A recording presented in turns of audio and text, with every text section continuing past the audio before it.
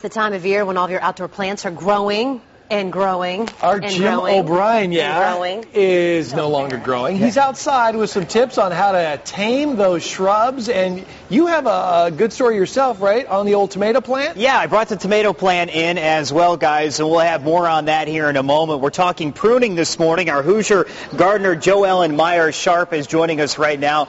You were here 2 weeks ago. You gave me a tomato plant. Again, we'll talk about that here in a moment, but in the meantime, we're talking about pruning, and I would think now about this time, you wouldn't even think about pruning, that it may have already been done, but you say you got to do it. Right now would be the time to prune spring flowering shrubs like lilacs or forsythia and some of the viburnums. If we wait too long to prune those, then we're actually cutting off next year's flowers. So if we would wait till like late in the season in August or in the fall when we think about doing yard cleanup and stuff like that, that would be too late. Yeah, I always get worried about, that I'm going to cut too short, or maybe I'm cutting something that isn't quite dead yet and hasn't bloomed. So you brought in a couple plants here and a couple. I did. Some tools here, and we'll go with the little small hand tool here. First of all, you can kind of see where some of the flowers are just spent, or we have some dead branches like that. So you would just go down to this branch like that and just snip that off, just like that. So what are you looking for exactly? I'm looking for, you can see that this is a flower that's spent, so we just need to clean that up and just snip that off like that. So and these should be really sharp as well. Yes, they should, and they should be clean so that you're not spreading. Say if we had a disease on this plant, we wouldn't want to spread it to another plant, so we would always want to make sure that our tools are clean.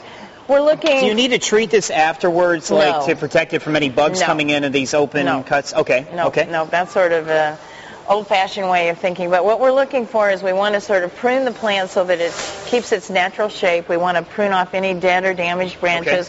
We also want to remove any branches that might block walkways or driveways or something like that. Right, and shaping it too. You want to shape it. Well, that's why it's kind of important to think about the mature size of the plant, because if we get a plant that's going to be 6 feet and we know we only have a 4-foot space, we're going to be out there all the time trimming off 2 feet all the time. Right. Yeah, that makes sense. And I've got a hydrangea tree at my house that we need to talk about some other time. Maybe we can come out there and do that. I'm trying to prune that thing. Haven't had our time. And what about here? This is just a different kind of lilac that we have here. This one is a Korean lilac, and this one is a Japanese lilac.